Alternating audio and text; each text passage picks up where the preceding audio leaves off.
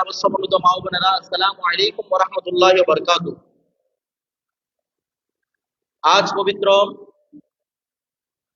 জিলহজ মাসের চতুর্থ জুমা।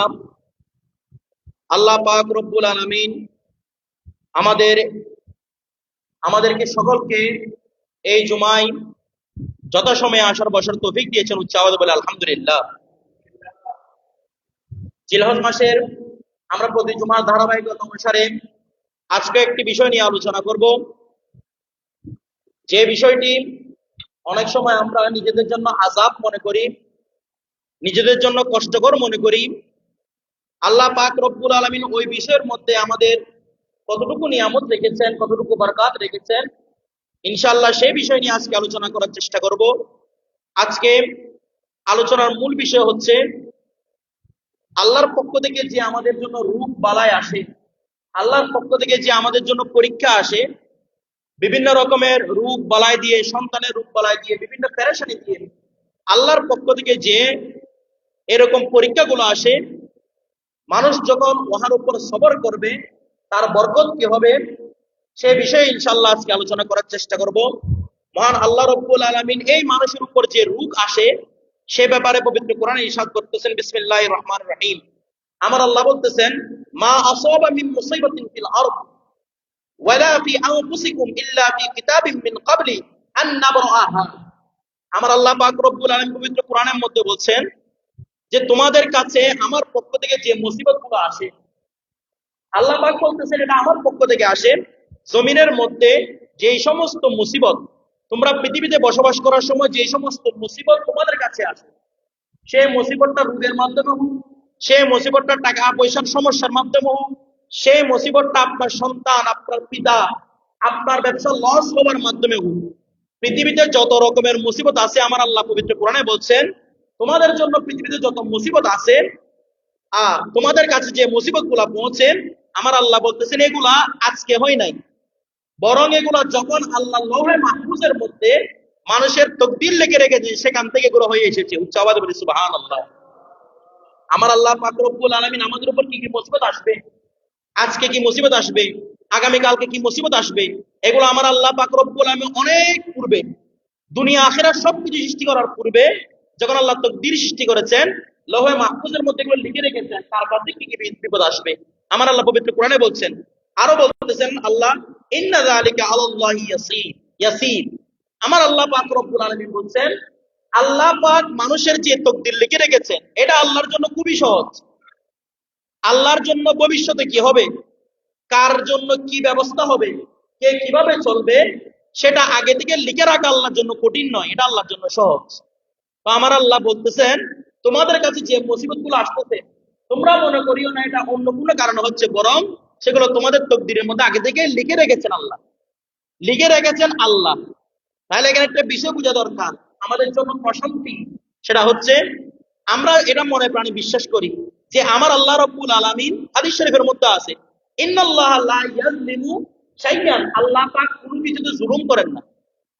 ইন্নাল্লাহ লা ইয়াজলিমু আহাদান, আল্লাহ পাক কারোর সাথে জুলুম করেন না। আমরা এটা মনে প্রাণে বিশ্বাস করি আমার আল্লাহ কারোর সাথে জুলুম করবেন না। আমার আল্লাহর মতো ন্যায়পরায়ণ, আমার আল্লাহর মতো রহমান রহিম পৃথিবীতে কেউ নাই। আমার আল্লাহ কারোর প্রতি জুলুম করবেন না। তাইলে তকদিরটা লিখে রেখেছেন আল্লাহ, তার মানে আমাদের উপর যে মুসিবত আসতেছে, আমাদের উপর যে বলা মুসিবত, যে রূপ এসেছে, সেটাও আল্লাহর পক্ষ থেকে আমাদের জন্য নিয়ামত। উচ্চ আওয়াজে বলি সুবহানাল্লাহ। এটা পবিত্র কোরআন আল্লাহ বলছেন। এরপর আমার আল্লাহ পাক রব্বুল আলামিন আরেকটি আয়াতের মধ্যে পবিত্র কোরআনে ইরশাদ করছেন, বিসমিল্লাহির রহমানির রহিম, মা আসাবা মিন মুসিবাতিন ইল্লা বিইذনিল্লাহ। তোমাদের কাছে আল্লাহর পক্ষ যে সমস্ত বিপদ আপদ আসে, যত রকমের বিপদ আপদ, মনে রাখবে ইল্লা বিইذনিল্লাহ, এগুলো একমাত্র আসবে আল্লাহর অর্ডারে, আল্লাহর হুকুমে। সুবহানাল্লাহ। আল্লাহর হুকুম দেওয়া ছাড়া, আল্লাহর হুকুম দেওয়া ছাড়া কোনো মুসিবত আমাদের কাছে আসতে পারে না। তার মানে যে বিপদটা আমাদের কাছে আসতেছে, আপনি হঠাৎ করে রাস্তায় গিয়েছেন, হঠাৎ করে অ্যাক্সিডেন্ট করেছেন, আপনি আজকে ভালো ছিলেন, কালকে হঠাৎ করে আপনার রূপ, আপনি পরীক্ষার মধ্যে টেস্ট করিয়েছেন, আপনি ভালো মানুষ, 5 ওয়াক্ত নামাজ কালাম করেন, হঠাৎ করে দেখতেছেন আপনার মধ্যে রোগ এসেছে। আমার আল্লাহ পবিত্র কোরআনে বলছেন যে রোগগুলো আসে সেগুলো অন্য কোনো কারণ মনে করে সেগুলোকে তোমরা আযাব মনে করিও না, এগুলো আমার আল্লাহর পক্ষ থেকে আদেশ নিয়ে আসে। উচ্চ আওয়াজে বলি সুবহানাল্লাহ। আমার আল্লাহর পক্ষ থেকে অনুমতি নিয়ে আসে। শুধু তাই নয়, আমার আল্লাহ বলতেছেন এই যে তোমাদেরকে আমি বলা মুসিবত গুলো দিচ্ছি এগুলো কোনো খারাপের জন্য না। আমার আল্লাহ বলতেছেন, পবিত্র কোরআনে ইরশাদ করতেছেন, মা আসাবাকুম মিন মুসিবাতিন ফাবিমা কাসাবাত আইদিকুম ওয়া ইয়াফু আন কাসীর। আমার আল্লাহ বলছেন তোমাদের কাছে আমি আল্লাহর পক্ষ থেকে যে বিপদ আপদ গুলা যায়, যত রকমের মুসিবত, ও বান্দা তোমাদেরকে আমি দিয়ে থাকি, মনে রেখো এগুলো সবগুলো তোমাদের গুনার কারণে দিয়ে থাকি। তোমরা গুনাহ করো, এই গুনাহের কারণে তোমাদের কাছে আমার পক্ষ থেকে আযাব আসে, গুনাহের কারণে একমাত্র। তবে হ্যাঁ, মনে রেখো তুমি গুনাহ করেছো, তোমাকে আমি আযাব দিয়েছি, তবে ওই আযাবের মধ্যে আমার আল্লাহ বলতেছেন যে আফু আন কাসীর, অনেক অনেক তোমার থেকে গুনাহ আল্লাহ এটার মাধ্যমে ক্ষমা করে দিয়েছেন। সবাই বলি সুবহানাল্লাহ। এই আযাবের মাধ্যমে, এই রোগের মাধ্যমে আল্লাহ পাক বলছেন আপনার লাখ লাখ গুনাহ আল্লাহ পাক ক্ষমা করে দিয়েছেন। সেটা আমরা আজকে না বুঝলেও কাল কিয়ামতের ময়দানে যখন উঠবো তখন দেখবো সারা জিন্দেগি আমার পৃথিবীর মধ্যে অসুখ ছিল, দুনিয়াতে যখন ছিলাম সারা জিন্দেগি আমি শুধু মুসিবতের উপর মুসিবত, একটা মুসিবত গেলে আটটা মুসিবত, একটা মুসিবত গেলে আটটা মুসিবত। মুমিনদের জন্য দুনিয়াটা শান্তি নাই। আর দুনিয়া মুসিজুল মুমিন, হাদিস শরীফের মধ্যে আসছে দুনিয়াটা হচ্ছে মুমিনদের জন্য একটা কয়েদখানার মতো, দুনিয়াটা হচ্ছে মুমিনদের জন্য জেলখানা।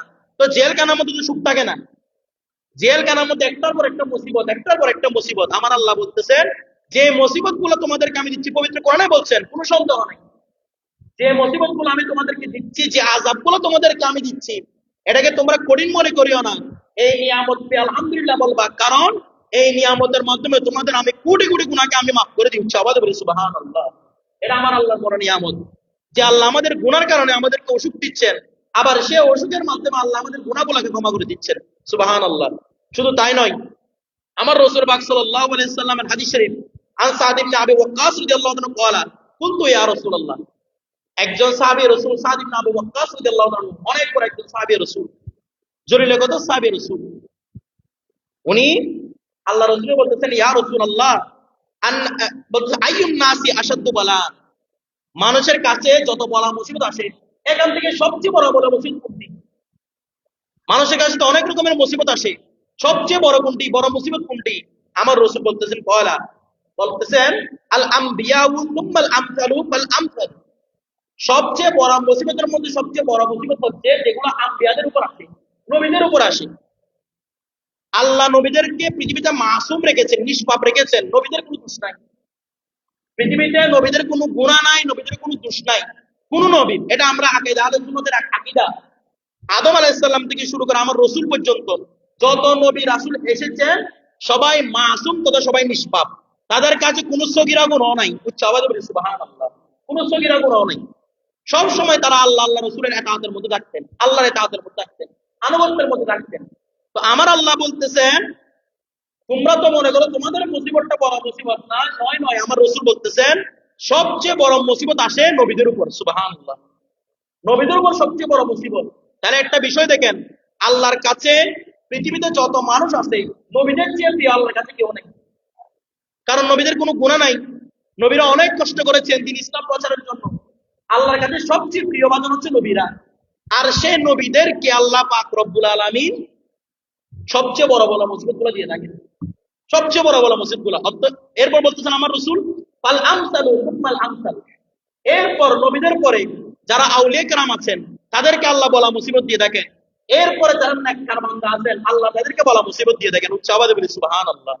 অর্থাৎ আপনি যখন আল্লাহর রাস্তায় থেকে নেক কাজের মধ্যে থাকবেন আল্লাহ আপনাকে বলা মুসিবত দিবেন। বলে কেন? আমাদের আউলিয়া কেরামরা একটা উপমা দিচ্ছেন, বলে কি উপমা? দেখেন যখন আমরা কোনো ছোট বাচ্চা দেখি, সুন্দর লাগে, দেখতে মহব্বত লাগে, তখন অনেক সময় কি করে তার মুখটা গালটা কেউ টেনে দেয়। এখন সে গাল টেনে দিলে সে বাচ্চাটা কান্না করে, তো কান্না করার পরে আবার আপনি তাকে দোকানে নিয়ে গিয়ে বিভিন্ন চিপস, বিভিন্ন জুস কিনে দেন, তো জুস কিনে দিলে ওই বাচ্চাটাও খুশি হয়, আপনার মনের মধ্যে খুশি লাগে।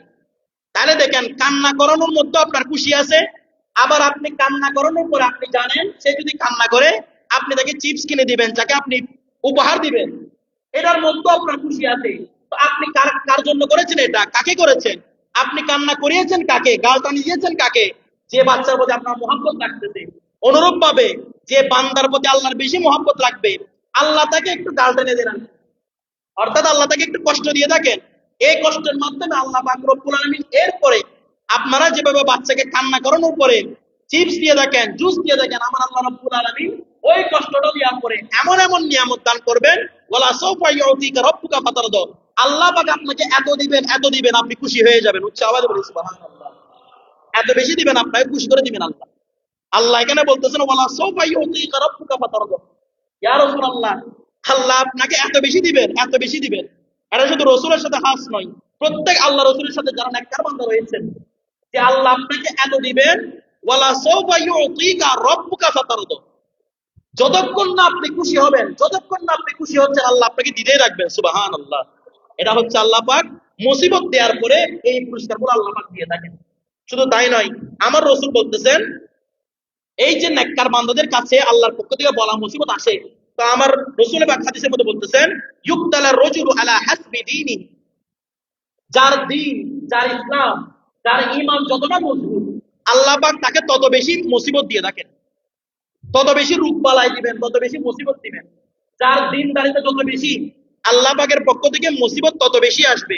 শুধু আমার রসুল বলতে তাই নয়, হাত্তা ইয়ামশি আলাল আরদি ওয়া মা আলাইহি খাতিয়া, আমার রসুল বলতেছেন তার উপর মুসিবত আসতে আসতে এমন একটা আল্লাহ অবস্থা করে দিবেন, সে রাস্তা দিয়ে হেঁটে যাবে অথচ তার কাছে কোন রকম গুনাহ থাকবে না। উচ্চ আওয়াজে বলি সুবহানাল্লাহ। তাহলে মানুষের উপর যে রূপ বালাইগুলো আসে, এই জন্য আমাদের মুরব্বীরা আগে থেকেই বলতেন, যখন সক্রাতের বিছানার মধ্যে মানুষ দীর্ঘদিন ধরে 10 দিন, 12 দিন, 1 মাস সক্রাতের বিছানা চটপট করতে থাকে, মানুষরা বলে থাকে মানুষরা গুনাহ মাফ করে দিচ্ছেন। আসলে বাস্তবে কত কিন্তু সেটা, আমার রসুল হাদিস শরীফের মধ্যে ইরশাদ করতেছেন, এরকম মুসিবত গুলো যেগুলো আসে আপনার ইন্তেকালের 1 সপ্তাহ আগে, 3 দিন আগে, 1 মাস আগে থেকে মানুষ কষ্ট পায়, প্রচুর রূপ বালাই, আমার রসুল বলতেছেন এগুলাকে তোমরা আযাব মনে করিও না, এগুলোর মাধ্যমে আমার আল্লাহ তোমাদের গুনাহগুলোকে মাফ করে দেন। সুবহানাল্লাহ। এরপরে আমার রসুল বলতেছেন আরেকটা হাদিসের মধ্যে যে ইন্নাল মুমিনা ইযা আসাবাতহু সাকামু সুম্মা আফাউল্লাহু মিনহু কানা কাফফারাতুন লিমা মাদা মিন যুনুবিহি ওয়া মাউইযাতান ফীমা ইস্তাকবিল। আমার রাসূল বলতেছেন যখন মুমিনদের কাছে কোনো আল্লাহর পক্ষ থেকে রোগ আসে, বলা মুসিবত আসে, আপনি মুমিন, বড় ঈমানদার, আপনার অন্তরের মধ্যে কোনো কিছু নাই, মানুষের প্রতি মহব্বত আছে, আমার রাসূল বলতেছে যদি মুমিন বান্দার কাছে কোন রকম বলা মুসিবত আসে, তখন মনে করিও এটা আল্লাহর পক্ষ থেকে এমন একটা বলা মুসিবত এসেছে, যে বলা মুসিবত তোমাদের গুনাহগুলোকে মাফ করে দিবে। সুবহানাল্লাহ। এবং এই বলা মুসিবত, এই রূপ আপনাদেরকে শিক্ষা দিবে। কি শিক্ষা? যে সামনে আর গুনাহ করবেন না। কারণ আমার রাসূল আগেই বলে গিয়েছেন যে আমাদের উপর যে বলা মুসিবত গুলো আসে সেগুলো আমাদের গুনার কারণে আসে, গুনাহ করার কারণে এই রূপগুলো আসে। তাইলে আল্লাহ পাক আমাদেরকে এটার মাধ্যমে সতর্ক করছেন যে তোমরা গুনাহ করেছো, গুনার কারণে আমি তোমাদেরকে আযাব দিয়েছি, আমি তোমাদেরকে একটা বলা মুসিবত দিয়েছি। এই বলা মুসিবতের মাধ্যমে তোমার গুনাহ তো কেটে গেছে, কিন্তু সামনের জন্য তুমি ওয়াজ নসিহত নাও যে সামনে এরকম তুমি গুনাহ করিও। সাহাবায়ে কেরাম আল্লাহ রাসূলের কাছে আসলে, ইয়া রাসূলুল্লাহ আমার কাছে এই অসুখ হচ্ছে বারবার, আমার কাছে এই মুসিবত হচ্ছে। তখন রাসূল পাক হাদিস বলতেন, ও সাহাবী, দেখো তোমার কাছে এমন কোন গুনাহ আছে কিনা যে গুনার কারণে তোমার উপরে বলা মুসিবত আসছে।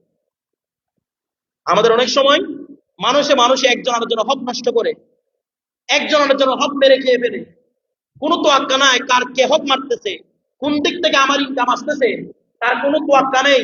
মানুষ একজন আরেকজনকে বিভিন্ন জায়গা জমিনের কারণে, বিভিন্ন টাকা পয়সার কারণে একজন আরেকজনের সাথে দ্বন্দ্ব লাগিয়ে দিচ্ছে। আমার রাসূল বলতেছেন তুমি আমার আল্লাহ বলতে তুমি আমার আরেক বান্দাকে কষ্ট দিয়েছো, মনে রেখো তোমাকে আমি ওই কষ্টটা দেওয়া ছাড়া দুনিয়া থেকে নিব না। আমার রাসূল হাদিসের মধ্যে ইরশাদ করতেছেন যদি আপনি কাউকে কোনো ব্যাপারে লাঞ্ছিত করেন, আপনার একজন ভাইকে, মুসলমান ভাইকে কোন প্রকারে লাঞ্ছিত করেন, আমার রাসূল বলতেছেন ওই রকম লাঞ্ছনা, ওই রকম বেইজ্জত করা ছাড়া আল্লাহ আপনাকে কবরে নিবেন না, আপনাকে বেইজ্জত করে ছাড়বেন আল্লাহ যদি আপনি আরেকজন বান্দাকে কষ্ট দিয়ে থাকেন। এই জন্য আউলিয়া কিরাম কিতাবের মধ্যে বলেছেন কলবুল মুমিন আরশুল্লাহ, মুমিনের কলব আল্লাহর আরশ, অর্থাৎ আল্লাহর আরশের যেভাবে কদর করি আমরা, মুমিনের এই অন্তরকে কদর করা দরকার। আপনি আরেকজন ভাইকে কষ্ট দিচ্ছেন, আপনি আরেকজন ভাইয়ের সাথে জুলুম করতেছেন বিভিন্ন টাকা পয়সা নিয়ে, মনে রাখবেন এই জুলুমের প্রতিদান দুনিয়ার মধ্যে দিতে হবে, আখিরাতের মধ্যে দিতে হবে। আমার রাসূল বলতেছেন যেগুলো তোমাদের কাছে যখন বলা মুসিবত আসবে, যদি কোনো রোগ আসে, বেশি বেশি আল্লাহর দরবারে ইস্তেগফার করবা, ক্ষমা চাইবা, আল্লাহ আমাকে ক্ষমা করে দিন। কারণ আপনার কাছে জ্বর আসছে, আজকে আপনার কাছে জ্বর আসছে, আগামীকাল আপনার কাছে একটা রোগ আসতেছে, আপনি চিন্তা করবেন আমার কাছে কেন এত রোগ আসছে, নিশ্চয়ই আমার দ্বারা কোনো গুনাহ হচ্ছে, যেটা কারণে আল্লাহ আমাকে রোগ দিচ্ছে। আমার কাছে নিশ্চয়ই কোনো গুনাহ হয়ে যাচ্ছে। আল্লাহ তো বারবার ক্ষমা চাইবেন, আল্লাহ আপনি তো আমাকে পছন্দ করেন, এই জন্য আমাকে সতর্ক করতেছেন যে আল্লাহ, যে বান্দা তুমি গুনাহ করতেছো, তোমাকে আমি পছন্দ করি, আমি চাচ্ছি না তুমি গুনাহ আর করো, এই জন্য তোমাকে আমি রূপ দিয়েছি। তো আল্লাহ পাকের কাছে শুকরিয়া আদায় করবেন যে আল্লাহ আপনি আমাকে মহাব্বত করেন, কারণ মহাব্বত না করলে আপনি আমাকে সতর্ক করতেন না। আমরা সতর্ক করি তাকে যাকে আমরা মহাব্বত করি, যাকে আপনি মহাব্বত করবেন না তাকে আপনি সতর্ক করবেন না। আপনি একজন মানুষকে মহাব্বত করেন, মনে করেন রাস্তা দিয়ে গুন্ডা আসে, তখন যাকে আপনি মহাব্বত করেন তাকে বলবেন তুমি সামনে যাই না, রাস্তায় তুমি তোমাকে টাকাতে ধরবে, চুরে ধরবে। কিন্তু আপনি যাকে মহাব্বত করেন না তাকে আপনি এই কথা বলবেন না। তো আমার রসুলে আপনাকে আমার আল্লাহর পক্ষ থেকে আপনার জন্য অসুখ অসুখ আসতেছে, বিভিন্ন বলা মুসিবত আসতেছে, মনে রাখবেন এটার প্রমাণ হচ্ছে আল্লাহ আপনাকে বেশি মহব্বত করেছে। সুবহানাল্লাহ। আল্লাহ দরবারে ক্ষমা চাইবেন, আল্লাহ আমার দ্বারা কি গুনাহ হচ্ছে আমি জানি না, কোন রকম গুনাহ হয়ে যাচ্ছে আমি জানি না, আল্লাহ আমাকে আপনি মহব্বত করেছেন বিদা আমাকে রূপ দিয়েছেন, আল্লাহ এই রূপের উসিলায় আমাকে আপনি ক্ষমা করুন। এভাবে বারবার ক্ষমা চাইবেন। কিন্তু আমাদের জন্য আফসুস, দেখা যায় তখন আমাদের কাছে রোগ আসে আমরা নামাজ কালাম সহ ছাড়ি দিই। আপনার জ্বর উঠেছে, আপনার আত্মীয় স্বজন মেডিকেলে ভর্তি, দেখা যায় কি ওই রকম ব্যক্তিরা নামাজ কালামও পড়ে না, বলে আমার বাবার সাথে সবসময় লেগে আছি, আমার মায়ের সাথে সবসময় লেগে আছি, আমার ভাইয়ের সাথে আমার নামাজ পড়ার টাইম কই। অথচ এই জিনিসগুলো আপনার আল্লাহ আপনাকে দিয়েছেন আপনি সতর্ক হওয়ার জন্য। তারপরও দেখা যায় মানুষ যখন অসুস্থ হয়ে যায় আল্লাহ নাফরমানি আরো বেশি করে। এটা আমাদের জন্য আফসোস। আমাদেরকে কোনো ওষুধের সেবা দেয় না, সেবার মালিক একমাত্র আল্লাহ, আল্লাহ ছাড়া কেউ সেবা দিতে পারে না। নুজাদুল মাজালিসের মধ্যে আল্লামা রহমত সাবরি রহমতুল্লাহ, আমি আগেও বলেছিলাম হাদিস শরীফটি, আমাদের যখন ওষুধ, যখন আমরা মেডিসিন গ্রহণ করি, ওষুধগুলো আল্লাহর পক্ষ থেকে অনুমতি চাই, আল্লাহ আমি এখানে কি তার শরীরে কাজ করব নাকি করব না। আল্লাহ যদি বলেন কাজ করো তখন সে কাজ করে, যদি বলেন কাজ করিও না তখন আর কাজ করে না। এই ওষুধগুলো আল্লাহর পক্ষ থেকে অনুমতি চাই, তাহলে প্রকৃত সেবাদানকারী হচ্ছেন আল্লাহ। এখন আমরা কি করি, যখন জ্বরে ভুগি, অসুস্থতায় ভুগি, আল্লাহকে আমরা আরো ভুলে যাই। অথচ আমার রসুল বলতেছেন এটা হচ্ছে রূপটা হচ্ছে মাউইজাতান লিমা ইস্তাকবির, সামনে যা ভবিষ্যতে তুমি যা করবা সেটার জন্য তোমার এই রূপ তোমাকে উপদেশ দিচ্ছে। সুবহানাল্লাহ। তোমাকে সতর্ক করছে এই রূপ যে সামনে তুমি এরকম আর গুনাহ করিও না। তো আমার রসুল আরো বলতেছেন, এখন আপনি প্রশ্ন করবেন হুজুর আমরা মুমিন বান্দা, আমরা যারা ঈমান এনেছি আমাদের কাছে রোগ আসে, বুঝলাম এটা আল্লাহর পক্ষ থেকে পরীক্ষা, তো যারা মুনাফিক, যারা ইসলামের মধ্যে থেকেও বিভিন্ন রকম নেফাকি মুনাফিকি করে মানুষের সাথে, মুনাফিক কখন হয়? আমার রসুল হাদিস শরীফের মধ্যে বলতেছেন মুনাফিক তিন ভাবে। এক কথায় কথায় মিথ্যা কথা বলবে, যাই বলবে সব মিথ্যা। আমার রসুল বলতেছেন কথায় কথায় মিথ্যা কথা বললে বুঝে নিবি সে মুনাফিক। সে যখন ওয়াদা করেছে আপনাকে এটা দিবে, কিন্তু সে ওয়াদা পূরণ করে না, সে হচ্ছে মুনাফিক। আমার রসুল বলতেছেন আরো অনেক মুনাফিক আছে, তার কাছে যখন আমানত রাখা হয় সে আমানতটা মানুষকে ফেরত দেয় না, এরাও হচ্ছে মুনাফিক। তো আমার রসুল বলতেছেন ওয়াইনাল মুনাফিকা ইজা মারিদা সুম্মা উফিয়া কানা কাল বাঈরি আকালাহু আহলাহু সুম্মা আরসালুহু। আমার রসুল বলতেছেন যদি মুনাফিক কেউ থাকে, মুনাফিককে যদি আল্লাহ অসুখ দেওয়ার পরে সে যদি পরিপূর্ণ সুস্থ হয়ে যায়, মনে করে না তার গুনাহ মাফ হয়েছে, বরং সে হচ্ছে ওই উটের মতো, ওই গরুর মতো। গরুকে যখন আপনি বেঁধে রাখেন, মনে করেন একটা গরুকে আপনি বেঁধে রেখেছেন, বাঁধার পরে গরুটাকে ছেড়ে দিয়েছেন, তো গরুকে জানে আপনি কেন বেঁধে রেখেছেন, কেন চালাচ্ছেন? গরু তো জানে না। একটা গরুকে আপনি রাস্তা থেকে ধরে বেঁধে রেখেছেন 1 ঘন্টার জন্য, এরপর তাকে ছেড়ে দিয়েছেন, গরু তো এটা জানে না যে কেন আপনি তাকে বেঁধেছেন, কেন আপনি তাকে ছেড়েছেন, এটা গরু জানে না। আমার আল্লাহ বলতেছেন মুনাফিকদেরকে যখন অসুখ দেওয়া হয়, তারা যখন অসুখ থেকে সেবা লাভ করে, তারাও ওই গরুর মতো, ওই উটের মতো, যে গরু জানে না তাকে কেন বেঁধে রেখেছে, কেন তাকে কেন ছেড়ে দিয়েছে, ওই মুনাফিক হচ্ছে ওই ব্যক্তির মতো, সে জানে না আল্লাহ তাকে কেন অসুখ দিয়েছে, কেন ছেড়েছে, আল্লাহ কেন সেবা দিয়েছে, সে ব্যক্তিও জানে না। অর্থাৎ তার অসুখে তার কোনো গুনাহকে ক্ষমা করতে পারে নাই। এটা আমার রসুল হাদিসের মধ্যে বলতেছেন। শুধু তাই নয়, আমার রসুল আরো ইরশাদ করতেছেন মা ইউসিবুল মুসলিমু মিন নাসাবিন ওয়ালা ওয়াসাবিন ওয়ালা হাম্মিন ওয়ালা হুজনিন ওয়ালা আদা ওয়ালা গাম্মিন হাত্তা শাওকাতি ইউশাকিহা ইল্লা কাফফারাল্লাহু বিহা মিন খাতায়াহু। আমার রাসূল বলতেছেন, মানুষের কাছে যত রকমের পেরেশানি আছে, যত ধরনের পেরেশানি, আপনার ঘর পড়ে গেছে, আপনার আত্মীয় আপনার বাবা মারা গেছে, আপনার মা মারা গিয়েছে, আপনার ভাই মারা গিয়েছে, আপনার সন্তান মারা গিয়েছে, অর্থাৎ আপনি যত কারণে পেরেশান হবেন, আপনার সম্পদ চলে গিয়েছে, আপনার পকেটের মধ্যে একটা 500 টাকার নোট ছিল, হারিয়ে ফেলেছেন, আপনি পেরেশানিতে পড়ে গেছেন, আমার রাসূল বলতেছেন খোদাইর মধ্যে যত রকমের পেরেশানি আছে, যত রকমের পেরেশানি, মনে করিও না এই পেরেশানি গুলো এমনি, বরং ওই পেরেশানির মাধ্যমে আমার আল্লাহ আমাদের গুনাহগুলোকে ক্ষমা করে দেন। উচ্চ আওয়াজে বলি সুবহানাল্লাহ। শুধু তাই নয়, উলামায়ে কেরামরা বলতেছেন এটা কিরকম পেরেশানি। মনে করেন আপনি আপনার মোবাইল ঘরে রেখেছেন, কিন্তু কোথায় রেখেছেন ভুলে গেছেন। আপনার মোবাইলটা আপনি ঘরে রেখেছেন, কোথায় রেখেছেন ভুলে গেছেন। একটা চাবি ঘরে আছে, কিন্তু কোথায় রেখেছেন ভুলে গেছেন। এখন আপনি চাবিটা পেরেশান হয়ে খুঁজতেছেন, চাবি কোথায় রাখলাম, চাবি কোথায় রাখলাম। এই পেরেশানির মধ্যে আল্লাহ আমাদের গুনাহগুলোকে ক্ষমা করে দেন। উচ্চ আওয়াজে বলি সুবহানাল্লাহ। কত রহমানুর রহিম আল্লাহ। এই পেরেশানির মধ্যেও আল্লাহ আমাদের গুনাহগুলোকে ক্ষমা করে দিবেন। তো এরপর রাসূল বলতেছেন, ওয়াইদা কাসুরাত যুনুবুল আবদি ওয়ালাম ইয়াকুল লাহুম মিন আমালিন মা ইউকাফিরুহা ইবতালাহুল্লাহু বিল হাযানি। আমার রাসূল বলতেছেন, যখন বান্দার গুনাহ বেশি বেড়ে যায়, বান্দা যখন বেশি গুনাহ করে ফেলে, আল্লাহ এমন একজন ব্যক্তিকে আল্লাহ বেশি মহাব্বত করেন, কিন্তু মহাব্বত করলেও ওই বান্দা বেশি গুনাহ করে, তখন আমার রাসূল বলতেছেন, যখন সে গুনাহ মাফ চায় না আল্লাহর কাছে, বান্দারা গুনাহ করতেছে কিন্তু আল্লাহর দরবারে গুনাহ মাফ চাচ্ছে না, বান্দারা গুনাহ করতেছে তারপরে কোনো ভালো কাজ করতেছে না, আমার আল্লাহ বলতেছেন তখন তার গুনাহ মাফ করানোর জন্য আল্লাহ অসুখের ব্যবস্থা করে দেন। সুবহানাল্লাহ। অসুখের ব্যবস্থা করে দেন। ওই অসুখের মাধ্যমে আমার রাসূল বলতেছেন, ওই অসুখের মাধ্যমে তার যে গুনাহগুলো হয়ে গেছে আল্লাহ গুনাহগুলোকে মাফ করে দেন। সুবহানাল্লাহ। তাহলে আল্লাহ কত বড় রহমানুর রহিম। দেখেন আমরা গুনাহ করতেছি, আবার ভালো কাজও করতেছি না, তারপরে আল্লাহ আমাদেরকে রূপ দিয়ে আমাদের গুনাহগুলোকে আল্লাহ মাফ করে দিচ্ছেন। সুবহানাল্লাহ। কত বড় রহমানুর রহিম আল্লাহ। এরপর আমার রাসূল সাল্লাল্লাহু আলাইহি সাল্লাম হাদিস শরীফের মধ্যে আরো বলতেছেন, ইন্নাল আবদা সাবাকাত লাহু মিনাল্লাহি মানজিলাতান লাম ইয়াবলিগহা বিআমালিন ইবতালাহুল্লাহু ফি জাসাদিহি ওয়া ফি মালিহি ওয়া ওয়ালাদিহি সুম্মা সাবারাহু আলা যালিকা হাত্তা ইউবাল্লিগাহু আল মানজিলাতাল্লাতী সাবাকাতহু লাহু মিনাল্লাহি আযজা ওয়া জাল। আমার রাসূল বলতেছেন, আল্লাহ তো বান্দাদের জন্য একটা স্টেজ রেখেছেন, স্তর রেখেছেন। কেউ আল্লাহর দরবারে গৌসের মকাম উঠেছে, কেউ কুতুবের মকাম উঠেছে, কেউ আবদালের মকাম উঠেছে, কেউ নুকাবা, কেউ মুজবা।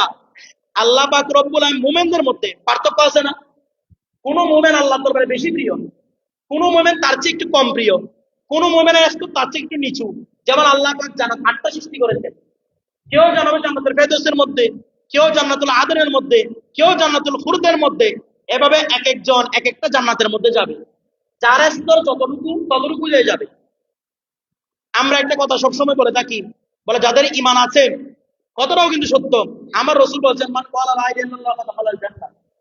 আমার রাসূল বলেছেন, যে ঈমান এনেছে, যার কাছে সরিষার দানা পরিমাণ ঈমান আছে, তাকে আল্লাহ জাহান্নামে দেওয়ার পরে জান্নাতে দিবেন। আবার যার কাছে ঈমান আছে সে সবসময় জাহান্নামে থাকবে না, জাহান্নামের পরে আল্লাহ তাকে জান্নাতে দিবেন। কিন্তু প্রশ্ন হচ্ছে, আল্লাহ জান্নাত আপনি 8টা সৃষ্টি করেছেন, কোন জান্নাতে দিবেন? তখন আপনার আমল অনুযায়ী আল্লাহ আপনার জন্য জান্নাত সেটিং করবেন। কারো সবচেয়ে বেশি ভালো আমল আল্লাহ থেকে জান্নাতুল ফেরদৌসের মধ্যে দিবে, এরপরে জান্নাতুল আদরের মধ্যে, জান্নাতুল খুলদের মধ্যে, জান্নাতুল নাঈমের মধ্যে একটা একটা করে দিয়ে থাকবে, নিচের জান্নাতও তো থাকবে।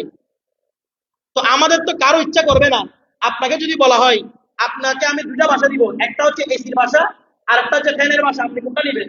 আপনারা সবাই বলবেন এসি যেটা আছে সেটা আমরা নিব। তাহলে দুনিয়ার মধ্যেও আমাদের এমন অবস্থা, আমরা সব সময় যেটা উত্তম সেটা চাই।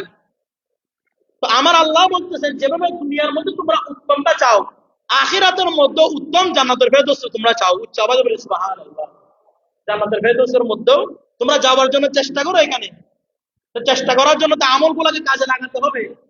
ঠিক আছে, আপনি ইমানদারের কারণে আপনি জান্নাতে যাবেন, কিন্তু যদি আপনি জান্নাতের মধ্যে নিচু জান্নাতে যান, ফায়দা কি আর? এরপরে তো আপনি আর উপরে উঠতে পারবেন না, আপনি নিচের জান্নাতেই যাবেন। এই জন্য আমার রাসূল বলতেছেন, তোমাদের কাছে যে বলা মুসিবত গুলা আসে, এগুলা তোমাদের গুনাহ তো ক্ষমা করেই করে। আল্লাহ তোমাদের জন্য মনে করেন আমরা কোন জান্নাতে যাবো, সেটা আল্লাহ থেকে আগে থেকে রেডি করে রেখেছেন। আল্লাহ আল্লাহ লোহে মাহফুজে লিখে রেখেছেন অমুক ব্যক্তি কোন জান্নাতে যাবে, তমুক ব্যক্তি কোন জান্নাতে যাবে, সবাই সবগুলো লিখে রেখেছেন আল্লাহ।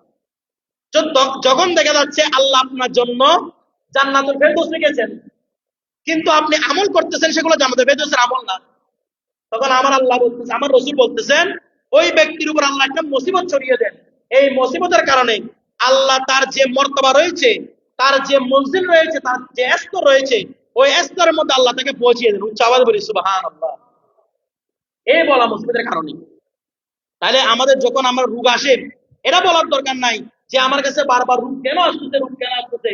আগের যারা সলফে সালিম বুজুর্গ ছিলেন, তারা বলতেন যে আল্লাহ, তারা যদি রোগ না আসতো তারা পেরেশান করতেন, পেরেশান হয়ে যেতেন, কেন আল্লাহ আমার রোগ আসতেছে না কেন? কারণ রোগ আসা মানে আল্লাহ আপনাকে মহাব্বত করা। আল্লাহ পাক পবিত্র কোরআনে নিজে সাক্ষ্য দিচ্ছেন, ওয়ালা নাবলুওয়ান্নাকুম বিশাইইন মিনাল খাউফি ওয়াল জুই ওয়া নাকসিম মিনাল আমওয়ালি ওয়াল আনফুসি ওয়াত তামারাত।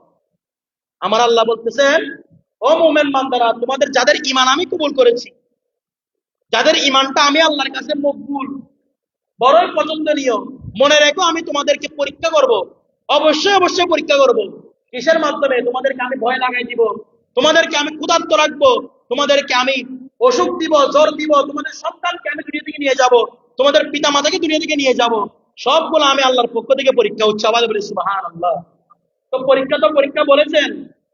এখন আপনি যদি কারো এই রোগ হয়েছে, কারো কাছে যদি শেকায়াত না করে, আল্লাহর কাছে শেকায়াত না করে, আল্লাহর কাছে অভিযোগ না করে যে আল্লাহ বলা মুসিবত সবগুলো আমাকে কেন দিচ্ছেন, এরকম শেকায়াত না করে আমার আল্লাহ বলতে যদি ধৈর্য ধরতে পারো, আমার আল্লাহ পরবর্তী আয়াতের মধ্যে বলতেছেন, ওয়াবাশশির সাবিরিন, মনে রেখো যদি ধৈর্য ধরতে পারো আমি তোমাদের জন্য সুসংবাদ দিয়ে যাচ্ছি। উচ্চ আওয়াজে বলি সুবহানাল্লাহ।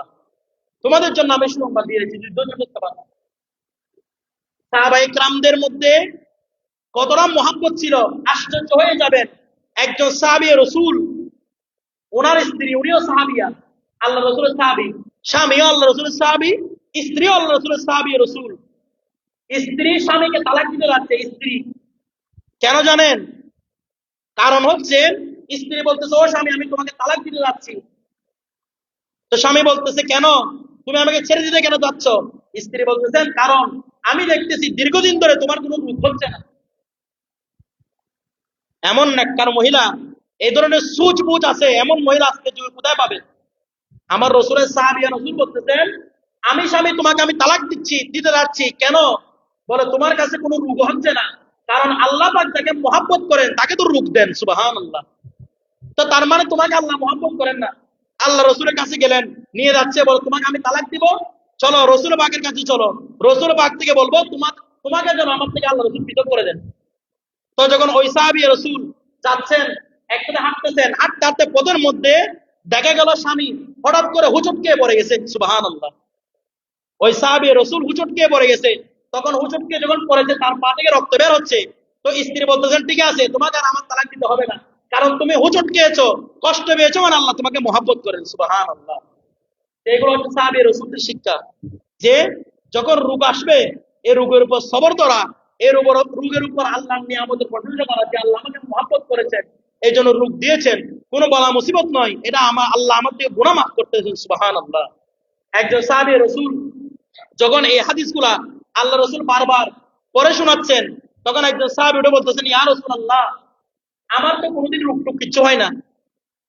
সাহাবী রাসূল, প্রত্যেক সাহাবী জান্নাতি, এই ব্যাপারে কোনো সন্দেহ নাই, প্রত্যেক সাহাবী জান্নাতি, এরা কোনো সওয়াল জবাব ছাড়া জান্নাতে যাবে। সাহাবী রাসূল, এদের কোনো আমলের প্রয়োজন নাই, এদের শুধু একটা বিষয় যথেষ্ট, তারা আল্লাহ রাসূলকে দেখেছেন, এটাই জান্নাতের গ্যারান্টি। সুবহানাল্লাহ। এই সাহাবী রাসূলগণ, একজন সাহাবী বলতেছেন, ইয়া রাসূলুল্লাহ, আপনি তো রোগ হওয়ার, মুসিবত আসার এত বেশি ফজিলত বর্ণনা করতেছেন, ইয়া রাসূলুল্লাহ, কই আমার তো রোগ তো কিচ্ছু হয় না। তখন আল্লাহ রাসূল বলতেছেন, তুমি উঠো, আমার মসজিদ থেকে তুমি বের হয়ে যাও, কারণ তোমার কাছে রোগ হয় না মানে আল্লাহ তোমাকে পছন্দ করেন। এটা মূলত সাহাবীকে আল্লাহ পছন্দ করেন না এমন না, পছন্দ করেন।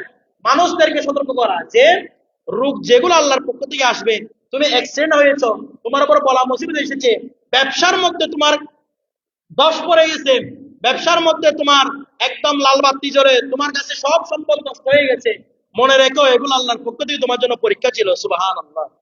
এই জন্য আমার রাসূল এই পবিত্র কোরআন আয়াত থেকে, হাদিস শরীফ থেকে আমরা যে বিষয়টা শিক্ষা পাচ্ছি, সেটা হচ্ছে যখন আমাদের কাছে কোনো বলা মুসিবত আসবে, আল্লাহর ওয়াস্তে আল্লাহ দরবারে শুকরিয়া আদায় করবেন। কারোর কাছে অভিযোগ নয়, কারো কাছে অভিযোগ করার দরকার নাই। যখন কেউ আপনাকে জিজ্ঞেস করবে আপনি কেমন আছেন, আপনি রোগের মধ্যে আছেন, তারপরে বলবেন আলহামদুলিল্লাহ আমি ভালো আছি। কারণ আপনার এই আলহামদুলিল্লাহ বলার মাধ্যমে আল্লাহ বলতেছেন তুমি যে সবর ধরতে পেরেছো, তুমি যে সবর ধরতে পেরেছো, ওয়াবাশশিরিস সাবিরিন আল্লাযীনা আসাবাতহুম মুসিবা ক্বালু ইন্না লিল্লাহি ওয়া ইন্না ইলাইহি রাজিউন। আমার আল্লাহ বলতেছেন আমি ওই বান্দাকে সবচেয়ে বেশি পছন্দ করি। আমি আল্লাহ বান্দা কি বলতেছে সেটা শুনে থাকি। আমার বান্দাকে যখন আমি কোনো মুসিবত দিই, আমার বান্দা যদি এই কথা বলে ইন্না লিল্লাহি ওয়া ইন্না ইলাইহি রাজিউন, এটা তো আমার আল্লাহর পক্ষ থেকে এসেছে, আমার আল্লাহর কাছে আবার চলে যাবে। আমার বান্দা যখন কোনো বিপদ দেখে এই কথাটা বলে, আমি আল্লাহ বলতেছেন ওয়াবাশশিরিস সাবিরিন, ওই ধৈর্যশীল বান্দাকে আমি জান্নাতের গ্যারান্টি দিয়ে দিলাম। সুবহানাল্লাহ। ওই ব্যক্তির গ্যারান্টার আমি আল্লাহ হয়ে গেলাম। এই জন্য বিপদ আপদের মধ্যে, রোগের মধ্যে কাউকে শিকায়ত করবেন না, কোনো ব্যক্তিকে শিকায়ত করার প্রয়োজন নাই। আল্লাহকে বলবেন, সেবা দেওয়ার মালিকও আল্লাহ, রোগ নিয়ে নেওয়ার মালিকও আল্লাহ, রোগ দেওয়ার মালিকও আল্লাহ। আর আশ্চর্য হয়ে যাবেন, হযরত আইয়ুব আলাইহিস সালাম আমরা জানি কত রোগ দিয়েছেন আল্লাহ তাকে। আল্লাহ পাক রব্বুল আলামিন পুরো দুনিয়া যত নবী রাসূল পাঠিয়েছেন সবাইকে এক একটা বলা মুসিবত দিয়েছেন। কাউকে ঘরবাড়ি নষ্ট করে দিয়েছেন, কারো সম্পদ আল্লাহ ছিনিয়ে নিয়েছেন, কাউকে আল্লাহ রূপ দিয়েছেন। কেন দিয়েছেন? কাল কিয়ামতের ময়দানে যখন আমরা উঠবো, আমাদের তো আকল থাকবে। আল্লাহ পাক জিজ্ঞেস করবে, সর্বপ্রথম হিসাব হবে নামাজের, তুমি নামাজ পড়ো নাই কেন? তখন আমি আল্লাহকে বলবো, আল্লাহ আমি অসুস্থ ছিলাম, ভীষণ রোগে ছিলাম, অসুস্থর মধ্যে ছিলাম, বিছানায় ছিলাম, এই জন্য আমি নামাজ পড়তে পারি নাই। তখন আল্লাহ আইয়ুব আলাইহিস সালামকে নিয়ে আসবে, তুমি কি আমার আইয়ুবের চেয়ে বেশি কষ্ট ছিল? আমার আইয়ুবের সারা শরীরের মধ্যে পোকায় ধরেছে, সারা শরীরের মধ্যে রোগ হয়ে গেছে, আল্লাহ বেশি রোগ দিয়েছে, আমার আইয়ুব উঠতে পারে নাই। আমার আইয়ুব জঙ্গলের মধ্যে ছিল, কিন্তু আমার আইয়ুব তো আমার নামাজ ছাড়ে নাই। তুমি কি আমার আইয়ুবের চেয়ে বেশি কষ্ট ছিল? পুরো 18টা বছর আমি আমার নবীকে আমি কষ্টের মধ্যে রেখেছি, তুমি তো আমার চেয়ে বেশি, আমার নবীর চেয়ে বেশি কষ্ট ছিল না। তাহলে তুমি আজকে অভিযোগ করতেছো সামান্য জ্বরের কারণে, সামান্য রোগের কারণে আল্লাহর দরবারে অভিযোগ করতেছো, আল্লাহ আমি নামাজ পড়তে পারি না রোগের কারণে। আমার আইয়ুবের চেয়ে কি বেশি রোগে ছিল তুমি? এভাবে আল্লাহ প্রত্যেকজন নবীকে এক একটা বলা মুসিবত দিয়ে দিয়েছেন, এক একটা বলা মুসিবত দিয়ে দিয়েছেন। আপনি যখন বলবেন আল্লাহ আমি নামাজ পড়তে পারি নাই, আমার বাবা মারা গিয়েছে, আমি গোসল করে দিয়েছি, দাফন দিয়েছি, আল্লাহ আমি পেরেশানের মধ্যে ছিলাম, কান্নার মধ্যে ছিলাম, আল্লাহ নামাজ পড়তে পারি নাই, তখন ইমাম হুসেনকে সামনে আনবে, ও বান্দারা তুমি কি আমার নবীর উম্মত ইমাম হুসেনের চেয়ে বেশি বলা মুসিবত ছিল? একটার পর একটা সন্তান ইয়াজিদিরা কতল করেছে, ওই টাইমের মধ্যে আমার ইমাম হুসেন নামাজকে ছাড়ে নাই। উচ্চ আওয়াজে বলি সুবহানাল্লাহ। ইমাম হুসেন নামাজকে ছাড়ে নাই। কোনটা দিয়ে আল্লাহকে প্রশ্ন করবে সেদিন? যেদিন আল্লাহ আমাদের জন্য প্রশ্ন করবে।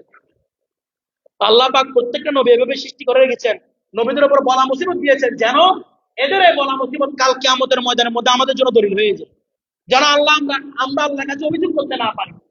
এই জন্য আল্লাহ পাক রব্বুল আলামিন এগুলো আমাদেরকে দিয়ে দিয়েছেন। এই জন্য যারা তকরীর শুনতেছেন, আজকের তকরীর শুনেছেন, শিক্ষা নেবেন, কোনো অবস্থায় যেন আল্লাহর আনুগত্য, আল্লাহর যেন এই ধরনের যখন আল্লাহ পাকের পক্ষ থেকে বলা মুসিবত আসে যেন মনের মধ্যে খুশি হন। আইয়ুব আলাইহিস সালামকে প্রশ্ন করা হচ্ছে, 18 বছর দীর্ঘদিন অসুস্থ থাকার পরে যখন তাকে আল্লাহ আবার সুস্থ করে দিয়েছেন, তাকে আল্লাহ আবার রাজত্ব দিয়েছেন, তখন আইয়ুব আলাইহিস সালামকে জিজ্ঞেস করা হলো, ইয়া আইয়ুব আলাইহিস সালাম বলেন আপনি এখন সুস্থ আছেন, এখন কি আপনি ভালো আছেন, নাকি যখন আপনি রোগের মধ্যে ছিলেন, যখন আপনার সারা শরীরের মধ্যে রোগ হয়ে গেছে তখন আপনি কষ্টে ছিলেন? কোন টাইমের মধ্যে আপনি সবচেয়ে বেশি সুখে ছিলেন? রোগের সময় সুখে ছিলেন নাকি সুস্থতার সময় সুখে ছিলেন? আমাদেরকে যদি কেউ কষ্ট করে আমরা বলবো রোগের সময় বেশি কষ্ট ছিলাম আমি, আজকে আল্লাহ আমাকে সুস্থ করেছেন, আমি এখন বেশি খুশি আছি। কিন্তু আল্লাহ আইয়ুব আলাইহিস সালাম বলতেছেন না, আমি আজকে যখন আমাকে আল্লাহ এই সুস্থতা দিয়েছেন আমি এখন খুশি নাই। আমাকে যখন আল্লাহ 18 বছর রোগ দিয়েছেন আমি খুশিতে ছিলাম। বলেন হুজুর এটা কেমন কথা? রোগ থাকলে তো মানুষের কষ্ট হয়। আইয়ুব আলাইহিস সালাম বলতেছেন ঠিক আছে, আমি যখন রোগে ছিলাম আমি কষ্টে ছিলাম, কিন্তু আমি আইয়ুব যখন আমি রোগে ছিলাম তখন আল্লাহ রাব্বুল আলামিন ডেইলি 2 বার আমাকে প্রশ্ন করতেন, ও আমার আইয়ুব তুমি কেমন আছো? উচ্চ আওয়াজে বলি সুবহানাল্লাহ। ও আমার আইয়ুব, তুমি কেমন আছো? সকালে একবার জিজ্ঞেস করতেন। আমি আল্লাহর এই কথাটা শুনে অনেক খুশি পাইতাম। আমি আল্লাহকে বলতাম, আল্লাহ আমি ভালো আছি। তারপর আমি এভাবে সারাদিন অপেক্ষা থাকতাম, কখন আমার আল্লাহ রাতে এসে আবার জিজ্ঞেস করবেন, ও আইয়ুব তুমি কেমন আছো? সুবহান আল্লাহ। আমার আইয়ুব আলাইহিস সালাম বলতে রোগের সময় আমি বেশি খুশি ছিলাম। এই জন্য যখন রোগ আসে, আমার রসুলের শিক্ষা, কোন ধরনের কারো পক্ষ কারো পক্ষ নিয়ে কাউকে আপনারা রোগের প্রতি আপনারা শেখায়ত করবেন না। আল্লাহর দরবারে সবর এখতিয়ার করবেন, কারণ এই সবরের ফলাফল আল্লাহর দরবারে অনেক বেশি। আল্লাহ আমাদের প্রত্যেককে আমল করার বুঝার তৌফিক দান করুক। ওয়া মা আলানা ইল্লাল বালাগ। আসসালামু আলাইকুম ওয়া রাহমাতুল্লাহি ওয়া বারাকাতুহু। যারা সুন্নাত পড়েননি সুন্নাত পড়েন।